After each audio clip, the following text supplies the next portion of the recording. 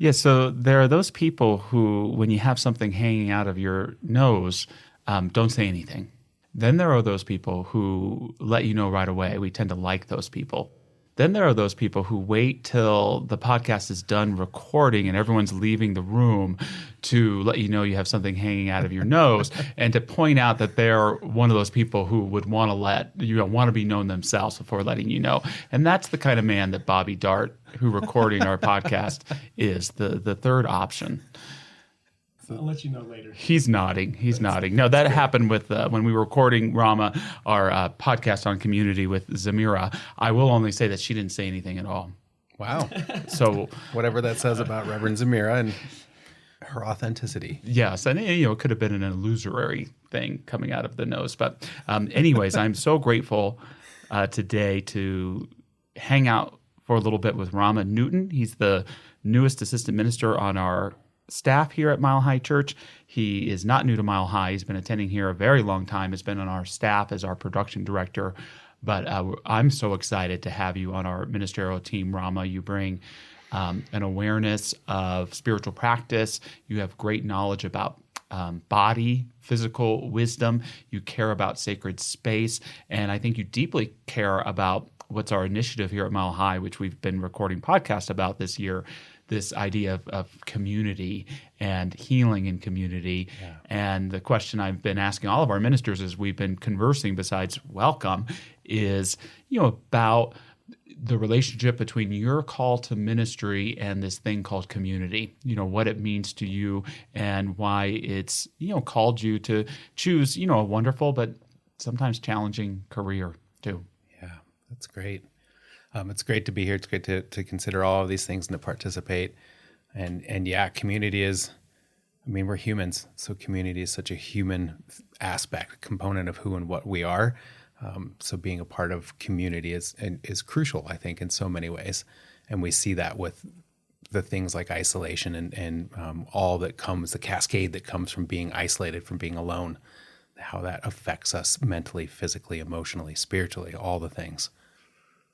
Yeah, I resonate with that. And in, my own, spiritual work, and human work, going in the last year, through loss of a family member and through divorce, I've learned to distinguish a lot the difference between solitude and isolation, and learning to nurture solitude where I feel connected with the presence, but also to see all of these areas where I've isolated myself, where I think I'm separated from everyone else, where my pain exists, but it can't be processed, where I'm kind of stuck. And I do think that community is one of those places, even though we kind of find it through solitude, which sounds contradictory in some ways, it does help us get out of our isolated states. Yeah, you bet it does.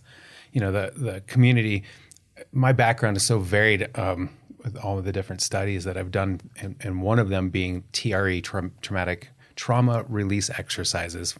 And that's something that you can do alone, these exercises that move the nervous system. And when we do them together in a community fashion, what we see and learn and understand is that our nervous systems are constantly bouncing off of each other. Mm. And so this is like on a very scientific level of things versus the spiritual end, but it connects into the spiritual end. So our nervous systems are always bouncing off of each other. And when we come together and are in a group, it doesn't take too long for our nervous systems, our heart rhythms, our beings to harmonize, to find a harmony between them. And so when we're in community, if we're way off, the community helps us to find a different resonance, a different balance. And that's fantastic. It's incredible to have that experience and to see that.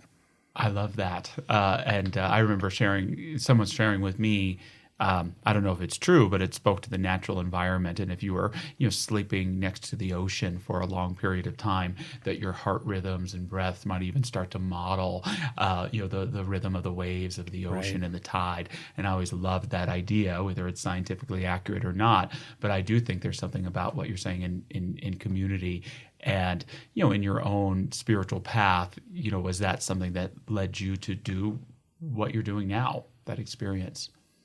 I would have to say yes, that there's got to be some component of doing all of that and witnessing the power of community and how that works to bring us so much insight, that was part of my seeking a spiritual community to begin with. In my early 30s, I was realizing that I was feeling a little more isolated and wanting to have some more like-minded people and opportunities to explore. And I needed sounding boards. I needed people to be able to do that with, to hear their experiences and ideas and understandings of what our lives are all about, so that I could reflect back what my experiences are, and then we can come to some common ground or not, but have that dialogue, have that interaction and contemplation. And that's what's grown me so much. And absolutely through there, here I am sitting as a minister now. Yeah, no, I love that. And one of the things I love about you is you can hang, you're fun, practical, down to earth, and yet you have this ability to make things really real, really fast, I can imagine you here at church, but also with friends or whatever that is, just being in that place where you're joking around, having fun, but then your ability to step into your own spiritual awareness and speak truth and really create powerful environments for people is something that I've noticed about you that's really, really inspiring. And I think that, I don't think you do that without some deep experiences of community. Yeah. Thank you for that, witnessing that. That's huge.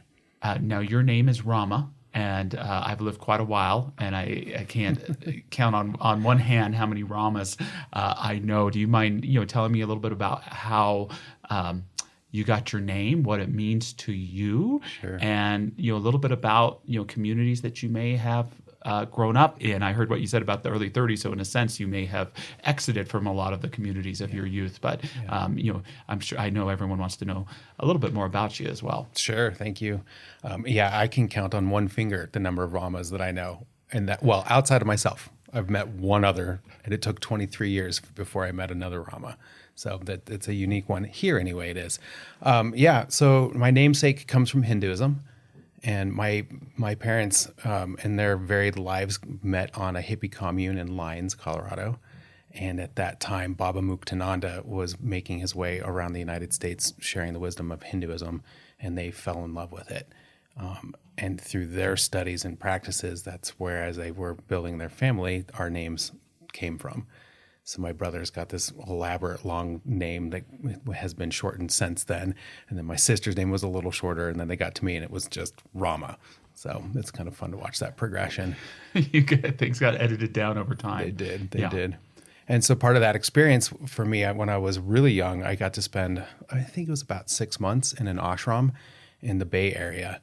And that was the first real community. Like, I have actual memories as an almost 3-year-old of being in this community of spiritual beings who are all hanging out, doing tons of meditation and living in a very communal way where they would share meals, they would share the duties of keeping the upkeeps and all those components. And I would hang out and be immersed in all of that community. It was a profound, early memory to have in my life. Yeah, would you say that was a spiritual experience for you, that you were encountering the divine at the time, or it was just life? Oh, that's such a great question. Only in looking back to it would I say that it was a spiritual experience. I don't think in the moment that I realized the spiritual nature of it, being 2 and turning 3 there, but looking back to it, I can see the huge spiritual component of that. Finding my mom in morning meditation, waking up and she's not there, and going and finding her and she's sitting in morning meditation and they're all chanting. And a lot of the chants that are in Hinduism include my name. So then I'm back in my mom's lap falling asleep with my name being repeated by however many people are in this room. And Baba Muktananda, the Swami, sitting at the front of the room. Huge spiritual intonations there. And, so much foreshadowing to, what you've stepped into and what you're doing now too. So, I hear a little bit of a ministerial origin story, Right. in there. What an interesting synchronicity. Yeah. So eventually that wasn't a long-term experience. Correct. Experiencing communities of Hinduism. And at some point you grew out of that, sounds like lived life just like everybody else, but there was something missing and calling you to something more. Yep, that's exactly right. Through my childhood, while Hinduism has always been a real bedrock to it all, as our family continued and moved through things in the Boulder area, we ended up doing a lot of, I almost would say, pagan stuff, where it was like moon dances and equinox celebrations, things of that nature. And that was all different community too. And I got to see the power of those communities. I have wonderful memories of doing these different connections with all these people and the spiritual components that were there. And they still stay a big part of my visualizations when I go into a deep spiritual connection place. And then, life goes on, you get into your teenage years and early 20s, and I found myself not at all really immersed in spiritual stuff. And that's where I started seeking more connection, more opportunities to explore. And I was looking for a little more organized way of looking at it too. This was all pretty hippy-dippy, all over the place, woo-woo stuff. So when I found Science of Mind, I was like, oh, here's basically everything that I understand and relate to, but it's in a way, literally a book that I can read, try to process, because Ernest is kind of thick with his wording, but it was a great guidepost along the way, for sure. And all of this upbringing is, as well as Mile Highers know, because the Newtons come out and help us to begin the Hanukkah season, at least the last couple of years that you had.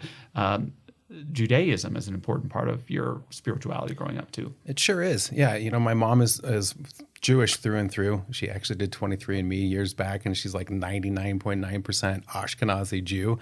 And so with the Jewish folk, there's Judaism as the religion, and then there's Jewish people, like a culture of people.